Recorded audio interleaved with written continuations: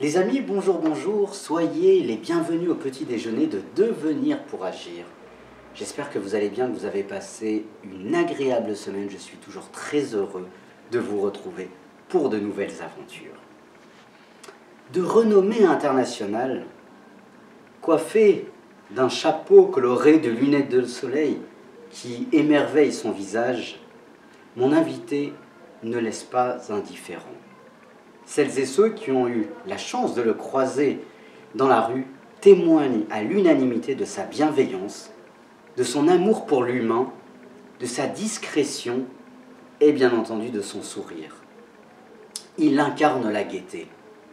Les vidéos qu'il a faites dans lesquelles il lance les flash mobs ont enflammé la toile, les réseaux sociaux. Sa première vidéo a fait plus de 45 millions de vues. Il a des milliers d'abonnés sur ses réseaux. Chorégraphe, chanteur, danseur, il a conquis le cœur des Parisiens et bien entendu de toutes les personnes qui viennent à Paris. Son ouverture d'esprit, son peps, son punch, qu'il influe à travers ses performances, crée une belle légèreté dans un quotidien parfois pesant. Oui, vous l'aurez compris, j'ai l'honneur et le plaisir de recevoir celui qui a franchi les frontières géographiques pour maintenant franchir les frontières du cœur de l'homme. J'ai l'honneur de recevoir l'immense artiste Femi the Scorpion. Femi the Scorpion, bonjour. Bonjour. Sois le bienvenu. Merci beaucoup. Au petit déjeuner de Devenir pour agir. Et merci pour la présentation. Merci à toi et surtout merci de m'accorder de ton temps dans ce monde qui ne prend plus le temps. C'est un honneur aussi pour moi de te rencontrer et d'être présent aussi. Merci pour cette émission. Merci infiniment. Je voudrais commencer par une citation. Une citation d'Alfred Lord Tennyson qui, pour se présenter, souligne « Je suis une partie de tout ce que j'ai rencontré ». Et toi, Femi the Scorpion, qui es-tu? Tout simplement, Femi, qui signifie amour et la joie de vivre, le bonheur, partage, connexion et lumière. Tout ce que tu représentes. Tout ce que tu représentes. C'est merveilleux. Tout ce que tu représentes, Femi. Selon toi, non pas comme les autres te voient, mais quelle est ta plus belle qualité? Franchement, moi-même, je continue d'apprendre chaque jour mes qualités. Et je ne sais pas réellement, mais je pense que ça fait partie dans mon travail. Mon travail ne se dissocie pas de mes qualités, de qui je suis vraiment. C'est que les deux vont de pair. Et je pense que en tant qu'observateur ou les observatrices ou des gens qui nous regardent ou des gens qui me connaissent et qui voient un peu aussi ce que je fais, peuvent vraiment savoir vraiment qui je suis, pour ne pas trop en dire. Tu es très mystérieux, alors tu gardes ce côté du mystère. Non, il n'y a pas de mystère. Et c'est juste, des fois, il y a des réponses qui n'ont pas besoin de parler. Donc tu es très sage, tu es un sage. Bon. Si les gens le disent, après, je n'étais pas dans cette démarche, mais si c'est arrivé, bon, voilà, et puis on continue et il faut donner ce sourire à tout le monde. Et tu le fais si bien. Femi, tu as contribué, en tout cas tu as collaboré, tu es chorégraphe de formation, tu viens de faire un spectacle à l'Opéra Garnier. Quelle définition donnes-tu du chorégraphe? Qu'est-ce qu'un chorégraphe? Un chorégraphe, c'est un chemin. Un chorégraphe parcourt un chemin. Un chorégraphe, pour moi, c'est c'est en quelque sorte un carnet de répertoire que tu as et que tu as envie de partager avec le monde et mettre au service de ton art, au regard des autres, et faire parler de ton art.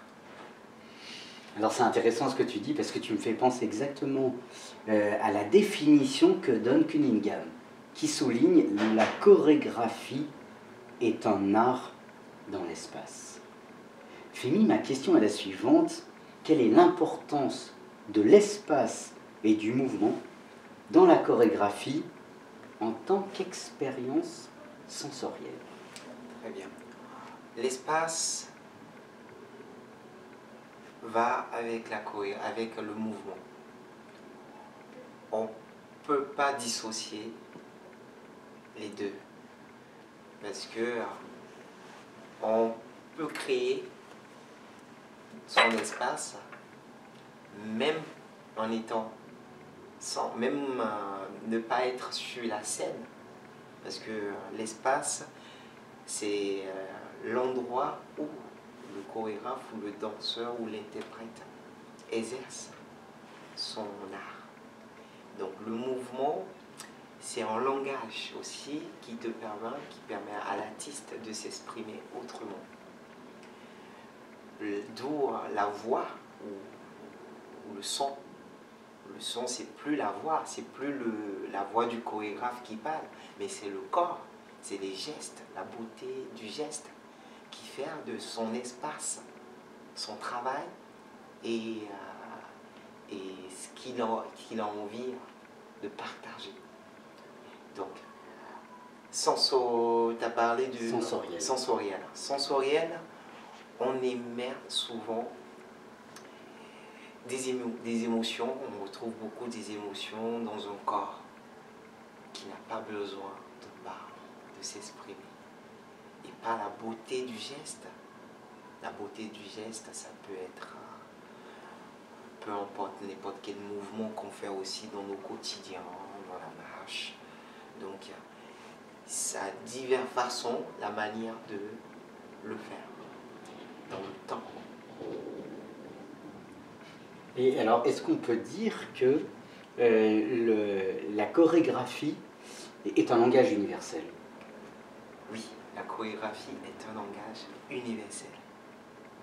Après, il y a le temps et aussi l'espace qu'on rajoute à ça, qui fait de l'artiste ou de celui qui exprime son art a fait de sa chorégraphie personnelle et ne pas être universelle.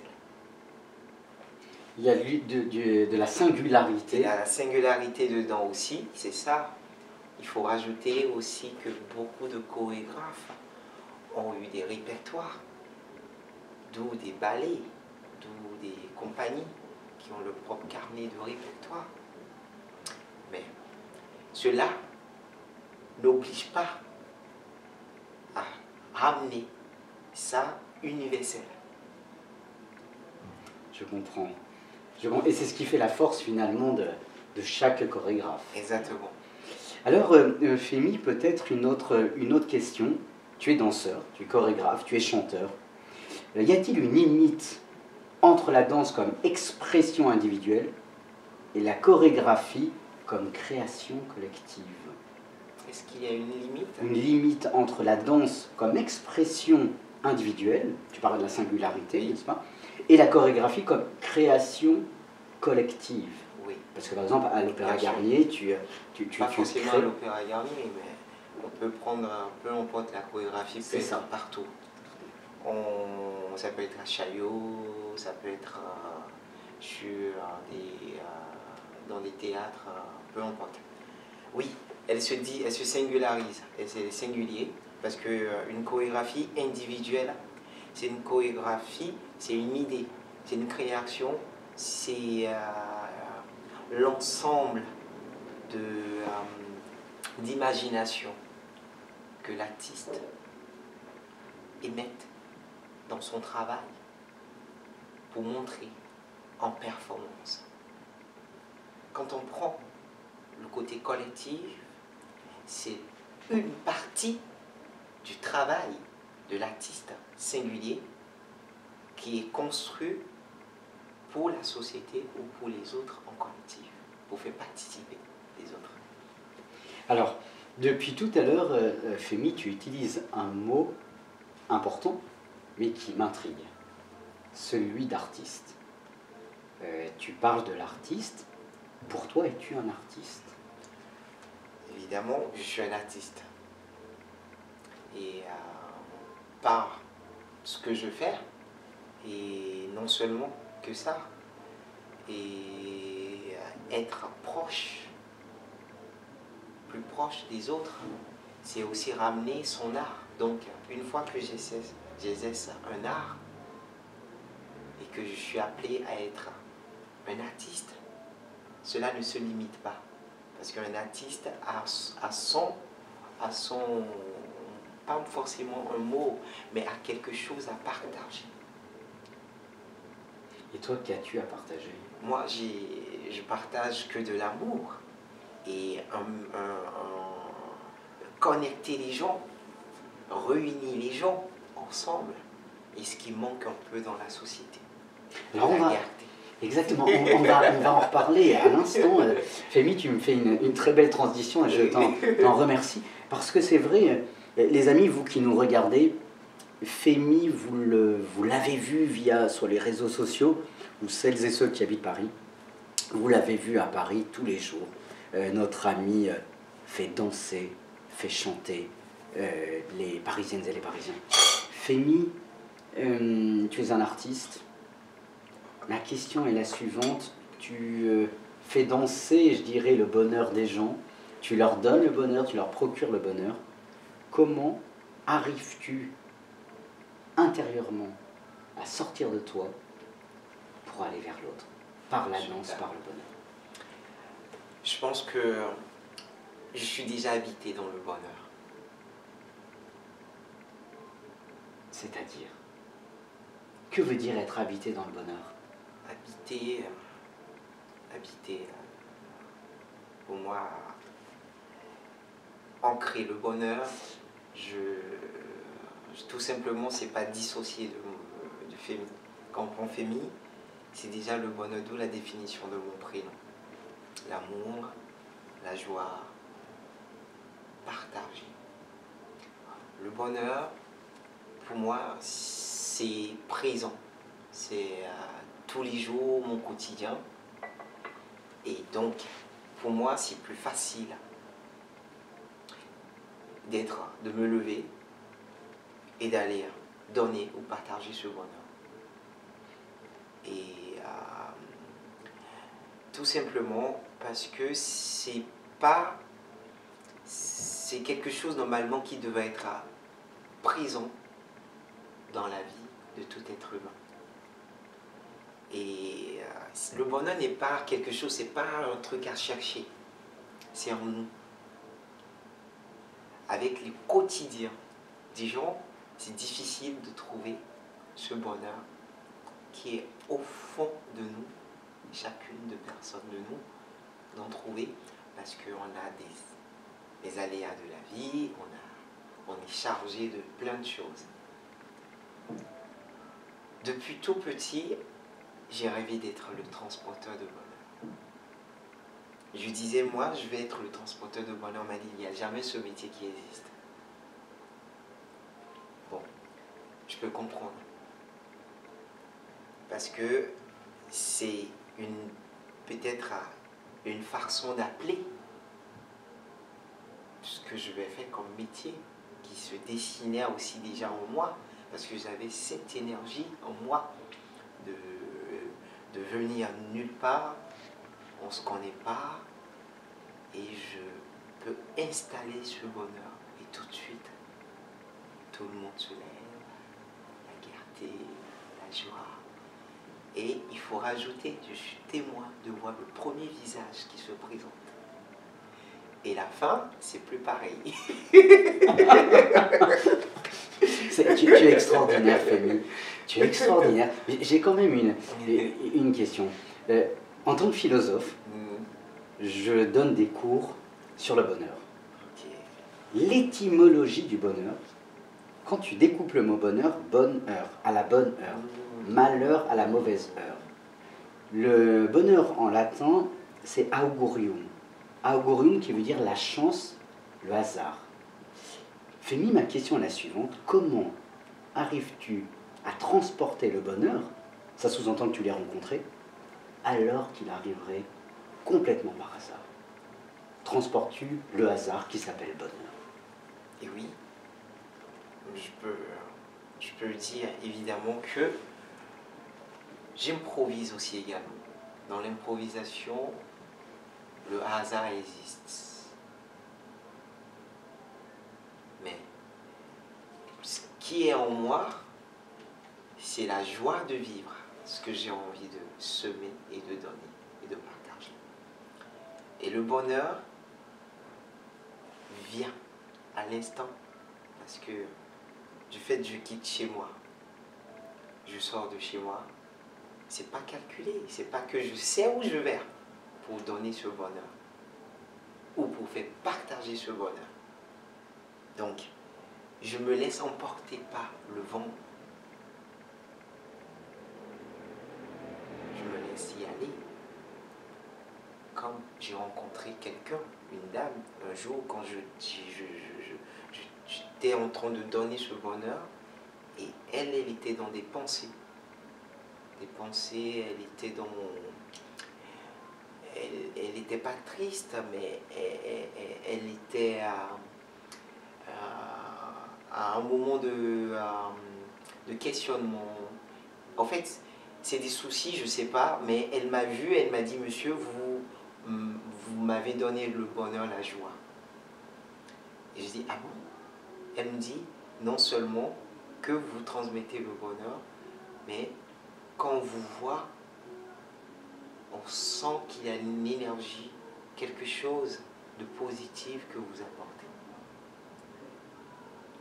Bon, ça rejoint un peu au principe du bonheur. Le bonheur, c'est le hasard, c'est la bonne heure. Donc elle était dans une pensée, peut-être d'accomplissement. Et moi, le bonheur qui vient, le bonheur, à la bonne minute, à la bonne heure. Donc, c'est difficile aussi en tant que féminin d'expliquer un peu ce que je fais parce que je vis au quotidien dans le bonheur. Et je partage parce que pour moi, c'est indispensable que dans notre vie, qu'on ne soit pas dans le bonheur. C'est que c'est logique que le bonheur vienne dans notre vie. Parce qu'il faut aussi se laisser. Se laisser. Se laisser, c'est quoi? On est dans la mesure de chercher quelque chose, mais on est tellement occupé. Du fait qu'on est occupé, on se prend pas une autre voie. Et sur cette voie, des fois, on s'échappe de ce qui est essentiel. Et pour moi, le bonheur est essentiel à la vie de l'être humain. C'est très inspirant, Fémi, ce que tu dis. Tu parles du bonheur. As-tu déjà été triste? J'ai été déjà triste dans le passé. Comme tout être humain, on a des émotions. Mais plus maintenant. Moi non.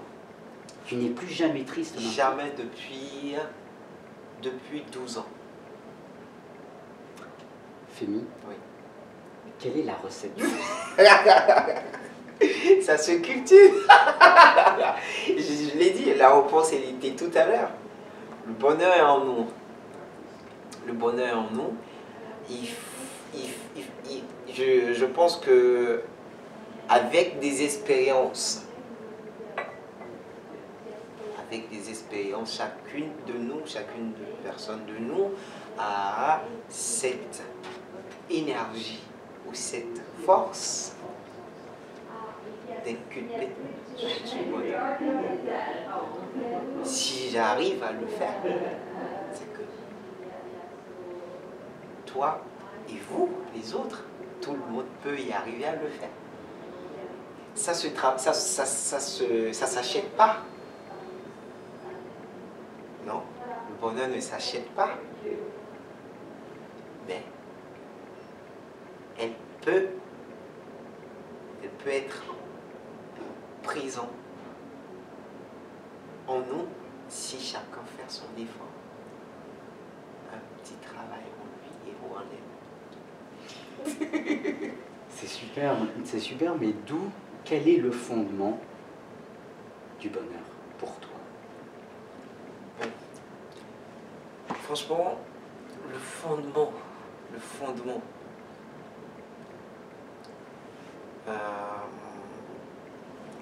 vous savez, le bonheur, ça part de l'amour du prochain, la joie, la liberté, un truc de simple sourire. Quand je prends le métro et je rentre dans le métro, pour moi, je suis en face de quelque chose qui n'existe plus. Le bonheur pour moi est en moi, mais quand je vois les autres, je dis mais où est le bonheur en eux? Est-ce que c'est l'environnement qui crée cette fuite de bonheur? Bon. Le fondement, pour moi, je pense que si il y aurait une communication, s'il y a une communication, le langage, de parler avec des gens, ou une activité, par moi, tout simplement par la danse, j'apporte ce bonheur au sujet de mon art. C'est vrai qu'on peut amener aussi le bonheur dans 1000 facettes. C'est pas que dans la danse. On peut trouver le bonheur dans toute activité. Comment ne pas confondre? Ce que tu dis, Fémi, me passionne. Me passionne, mais aujourd'hui, finalement, depuis le début de la pensée, on fait la distinction entre le bonheur et le plaisir. Oui. Et quelle distinction, pour toi, fais-tu entre le bonheur et le plaisir? Déjà, la danse pour moi c'était une passion. Une passion. J'ai grandi au Bénin. Une terre très accueillante. Pas de pression. Les gens parlent ensemble. Ça discute, ça communique. J'ai trouvé dans mon enfance. Et je vis aujourd'hui ce que je fais dans les rues, je vis avec mon enfance. C'est mon enfance qui fait aujourd'hui ce que je fais. Mon enfance, j'ai trouvé ce bonheur. Non seulement que, vu la passion de la danse m'a emporté. Et tout doucement, je faisais ce spectacle à l'école, je faisais danser mes camarades sans qu'ils sachent, plutôt qui j'étais. En fait, j'étais l'élève dans l'école, mais personne ne savait que Fémi était celui qui donnait ce spectacle, ce sourire à tous les camarades de l'école. Parce que j'ai une tenue appropriée, pleine de couleurs, un petit masque, où tout le monde faisait la queue dans la cour de récréation pour venir voir le spectacle. fallait juste cogner 4-5 fois, 5 fois la porte des toilettes pour que je sache qu'ils sont là pour regarder un spectacle. Je sors, je partage ce spectacle petit à petit et derrière mon masque, je voyais ce sourire que les gens, mes camarades avaient. Et donc, pour moi, ça me donnait encore plus de... je me nourrissais énormément de ce que je partageais, en même temps ce que je recevais. Parce que en même temps, quand je donne, moi je reçois énormément. Énormément. Et donc, ça a grandi comme ça, petit à petit. Et ma mère était contre du fait que je dansais.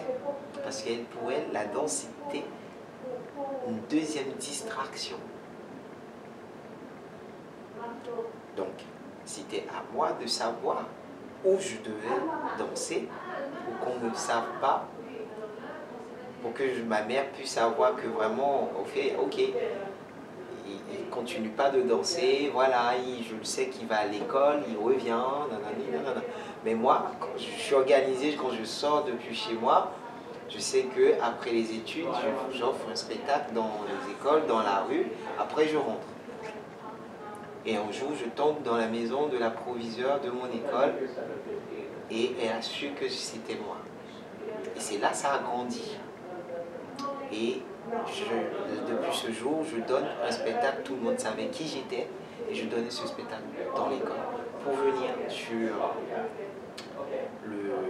la question qui était la différence entre le plaisir et le bonheur. Moi, par le plaisir, j'ai trouvé le bonheur. Donc, c'est une étape. Le plaisir, c'est on a envie, c'est ce qu'on aime. On a envie d'avoir ou d'apprendre quelque chose, ou d'apprendre à danser, ou on a envie vraiment de faire quelque chose. Le bonheur, d'abord, pour moi, est dissocié du plaisir. Le plaisir, c'est quelque chose qu'on a envie de se... comment dire? La définition du plaisir, pour moi, c'est ce qu'on aime. C'est ce qu'on a envie d'offrir à soi-même. Pour moi, c'est un plaisir de prendre le chocolat. Mais dans le plaisir, je peux exercer un jour le métier barista. Vous voyez, c'est une étape. Après, chaque jour, je servirai, le barista servira toujours un meilleur chocolat à un public, à ses invités. Et c'est quoi? Il a fait maintenant de son plaisir un métier, et un métier de son métier, bonheur qu'il a dû cultiver en lui. Et c'est ce qui fait de lui le bonheur d'être ce barista qui donne du chocolat à son invité. Fémi, je crois que je te nomme philosophe. Non mais magnifique, non mais quel beau cours de philosophie tu donnes. Mais vraiment, avec des exemples très concrets. Malheureusement, l'interview va bientôt s'achever, mais une ou deux questions simplement. Fémi, qu'est-ce qui aujourd'hui te rend malheureux? Malheureux, c'est...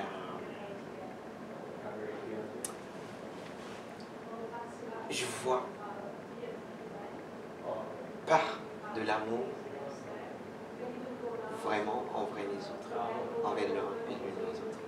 On se dépasse dans la société, on fait comme si tout roule pour chacun. On pense qu'à soi. Et penser qu'à soi, c'est... on crée facilement la solidarité. En fait, on est seul dans ces activités. Pour moi, si les choses devraient y aller, pourquoi pas? Parce que c'est nous qui, c'est la société qui crée ça. Ici, chacun peut faire de son effort. C'est vrai, à Paris, pas seulement à Paris, j'étais dans un métro où un enfant me disait bonjour monsieur dans le métro. En fait, c'était une station, il y a un monsieur qui rentrait et il dit bonjour monsieur. Et sa mère lui dit mais non, on dit pas bonjour à un inconnu. Bon, il y a des principes qui ont fait que on ne peut plus être ouvert à l'un ou à l'autre. On est fermé. Et quand on est fermé, le bonheur ne peut pas se présenter. Aujourd'hui, je fais danser des milliers de personnes dans les rues. Pas que dans Paris, d'ailleurs. Et là, les prochains jours, dans toutes les villes de la France. Si j'étais fermé en moi, je n'allais jamais danser dans la rue. Je n'ai pas offrir ce bonheur aux gens. Le bonheur, c'est mon travail de chacun. Je crois que je n'ai plus rien à dire. Tu m'as rendu heureux. Fémi, merci infiniment. Merci beaucoup. Merci pour ces quelques minutes que tu m'as accordées. Vraiment, merci beaucoup d'incarner cette joie, d'incarner ce bonheur dont tout le monde, tant de monde a besoin. Merci d'être cet ambassadeur. C'est le but. Merci d'être ambassadeur du bonheur. Merci. Et vraiment, merci pour ton magnifique sourire. Merci beaucoup. Merci de m'avoir appelé sur ton interview. C'est un honneur pour moi de venir partager. Et le bonheur que j'ai partagé autant avec les gens dans les rues, partout. Et merci. Et tu vas dans toute la France maintenant. Dans toute la France maintenant. Alors on va te suivre. Les amis, merci beaucoup de nous avoir suivis. Je vous souhaite une très agréable semaine et vous donne rendez-vous à la semaine prochaine pour de nouvelles aventures. Merci pour votre fidélité. À très bientôt. Ciao, ciao. Ciao. Et soyez heureux. Fémi en est l'exemple. Le transporteur de bonheur. Le transporteur de bonheur. Et vous pouvez le trouver sur tous les réseaux sociaux. Abonnez-vous à ces réseaux sociaux, à ces chaînes. Vous ne serez jamais déçus. Il vous redonne le sourire. À bientôt. À bientôt. Ciao, ciao. Ciao.